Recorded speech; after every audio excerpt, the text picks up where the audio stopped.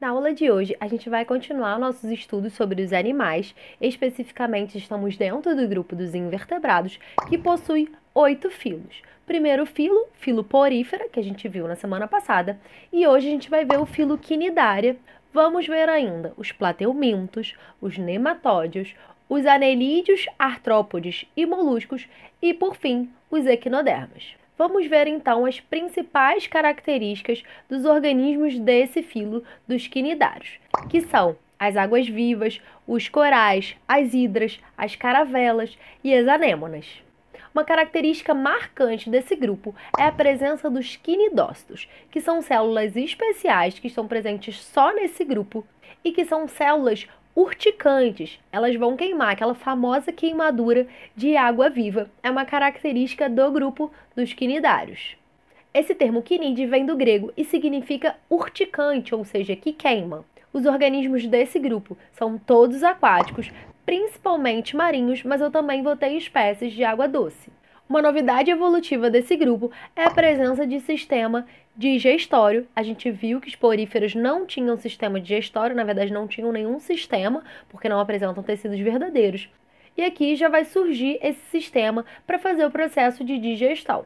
O corpo desses organismos vai ter uma cavidade central, onde ocorre a digestão, e um sistema nervoso bem simples, que consegue detectar a luz e perceber a posição do indivíduo.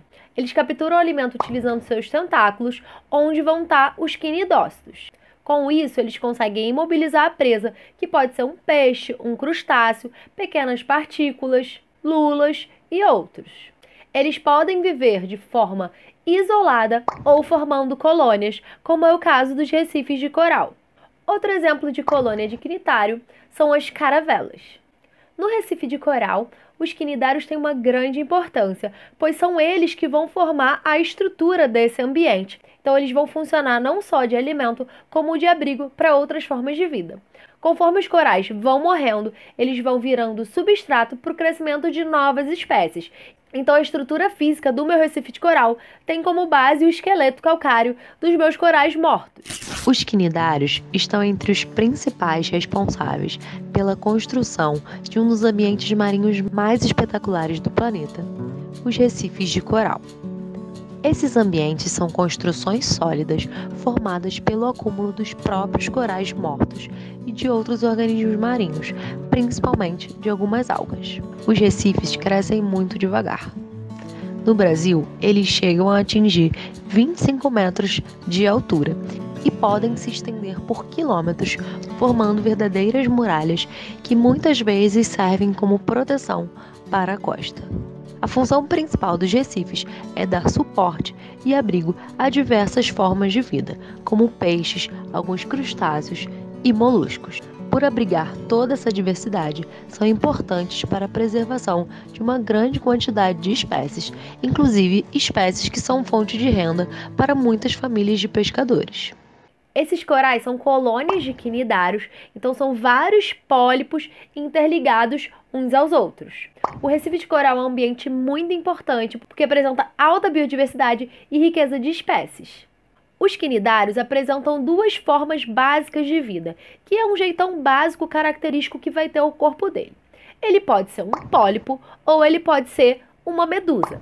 Existem ainda organismos que vão intercalar ao longo do seu ciclo de vida entre um pólipo e uma medusa. Os pólipos são organismos que têm um formato tubular e ficam com a boca para cima, lá no meio dos seus tentáculos. Eles são organismos sésseis, ou seja, não se locomovem e vivem presos a um substrato que geralmente é rochoso. Já as medusas vão ter um corpo gelatinoso, vão nadar ativamente na coluna d'água e, ao contrário dos pólipos, o seu tentáculo fica para baixo e a boca vai ficar aqui na mesma região. Basicamente, a medusa vai ser um pólipo de cabeça para baixo. Elas vão ter um corpo gelatinoso em forma de guarda-chuva. Olhem essa imagem que mostra claramente a região da boca no pólipo voltada para cima e na medusa voltada para baixo, mas os tentáculos ali sempre nessa região da boca, exatamente porque ela usa o tentáculo para se alimentar. Quando entra pela boca, o alimento vai cair na cavidade digestiva para sofrer o processo de digestão. Quanto à simetria, os quinidários possuem simetria radial. Ou seja, eu consigo traçar vários planos iguais que passam em torno do centro do corpo desse animal. No corpo dos quinidários, eu vou ter, então, os tentáculos, que vão conter quinidócitos, que são células urticantes, e esses tentáculos vão servir para o organismo se alimentar, se defender contra predadores, e também, quando eu tenho um organismo que nada, ele vai utilizar os tentáculos nesse movimento. Os quinidócitos são células especiais características desse grupo que apresentam uma substância urticante e também espinhos. Eles são utilizados tanto na defesa quanto na captura de alimento e vão provocar as famosas queimaduras de água-viva. A gente acha que só água-viva queima, mas na verdade todo quinidário vai ter esse quinidócito e vai ter esse potencial. E queima e dói mesmo. Quando eu ainda trabalhava com mergulho, eu mergulhava em um costão que tinha uma porção de hidrozoários, que é um tipo de quinitário. Ele era muito lindo, parecia uma pena branca, vou botar aqui a foto para vocês, que formava grandes paredões. Só que a gente descobriu que ele queimava para valer. A sensação era de 1000 agulhas entrando na sua pele ao mesmo tempo, era muito desagradável, inclusive depois ainda ficava uma reação alérgica por um bom tempo. A gente sempre tentava não se queimar, mas como ele era muito abundante, volta e meia a gente encostava em algum deles. Além disso, quando o quinidócito dispara a quinida, que é essa substância e esse espinho, ele pode ficar na roupa. Então, se eu encosto na minha roupa de mergulho, eu não vou me queimar. Mas se depois, na hora de eu remover essa roupa, eu não tomo cuidado, eu posso me queimar, porque vai estar ali na roupa. Os mergulhadores definitivamente não gostam desses quinidócitos. Nos recifes de corais, vai ocorrer um fenômeno espetacular quando os quinidários estão se reproduzindo.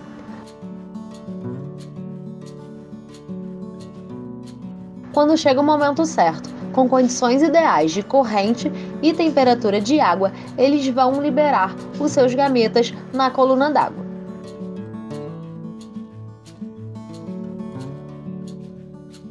Esse fenômeno tem que ser muito sincronizado para que os gametas masculino e feminino consigam se encontrar, para que ocorra a fecundação. Ainda assim, apenas uma pequena porção dos gametas será fecundada.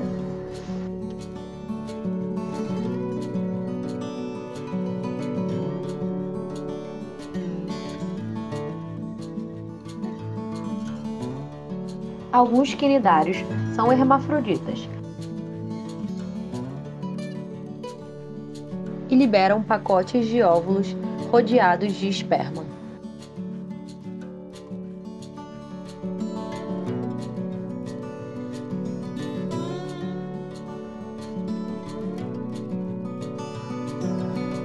Interessado? Então vem comigo para a nossa aulinha sobre os quinidários. No sistema digestório, que foi a novidade evolutiva desse grupo, eu vou ter um tubo digestivo que eu chamo de incompleto. Significa que ele tem apenas uma abertura, então ele vai ter a boca, mas não vai ter o ânus. Então tudo vai entrar e vai sair pelo mesmo orifício. Na região da boca, então, vão entrar os alimentos e sair os resíduos metabólicos.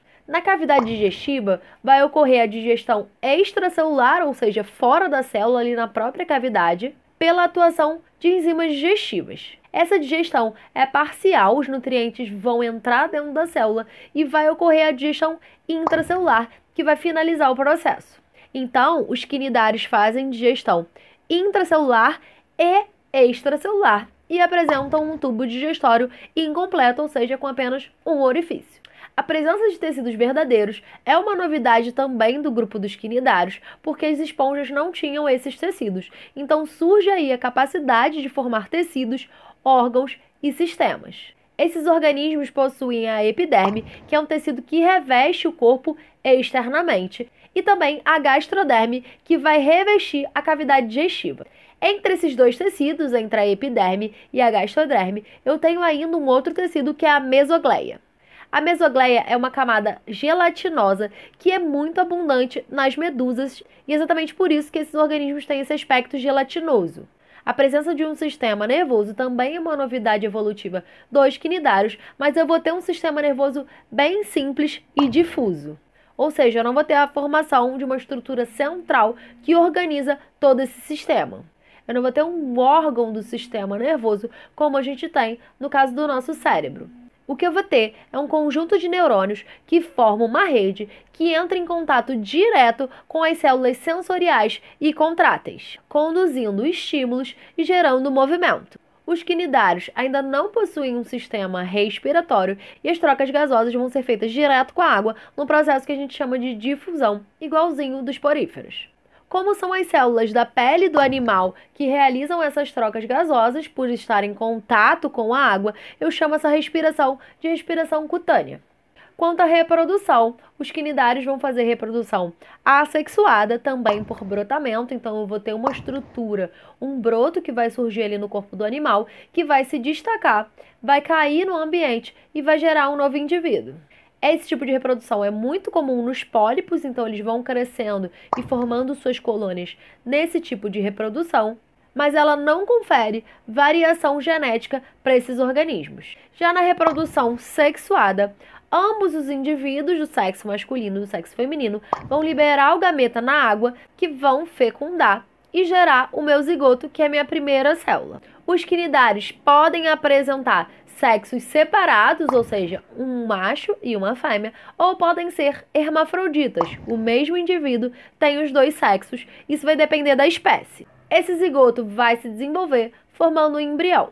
A reprodução sexuada ocorre por fecundação interna, então o gameta masculino vai chegar no ovário feminino e vai fecundá-lo. Depois que o embrião se desenvolve, ele vai se desprender da fêmea e eu já tenho um novo indivíduo. Então esse tipo de reprodução ocorre seguida de um desenvolvimento direto, ou seja, eu não tenho uma fase larval. Logo após o zigoto, eu já vou desenvolver o embrião, que é muito semelhante ao adulto e só vai crescer em tamanho. Alguns quinidários apresentam como ciclo de vida a alternância de geração, que tem um formato bem similar ao que a gente viu para as plantas. Eu vou ter a reprodução sexuada, que vai gerar um indivíduo que vai se reproduzir de forma assexuada, que vai gerar novamente um indivíduo que se reproduz de forma sexuada, fechando aí o meu ciclo. Então ele vai alternando essas duas gerações, sendo uma delas pólipo e outra medusa.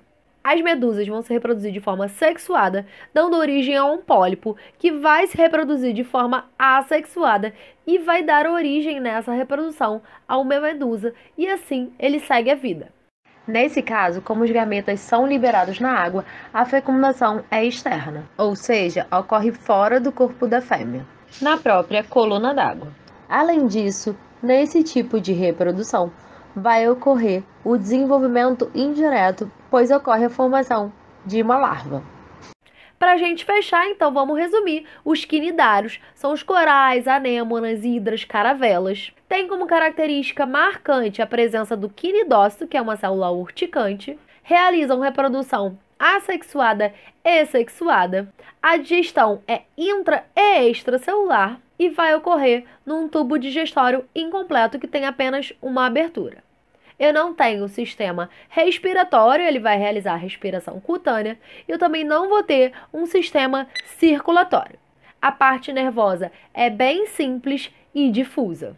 Por hoje é isso, galera. Espero que vocês tenham gostado. Até a próxima aula. Tchau, tchau. Se você gostou desse vídeo, não se esqueça de curtir, se inscrever no canal e ativar as notificações.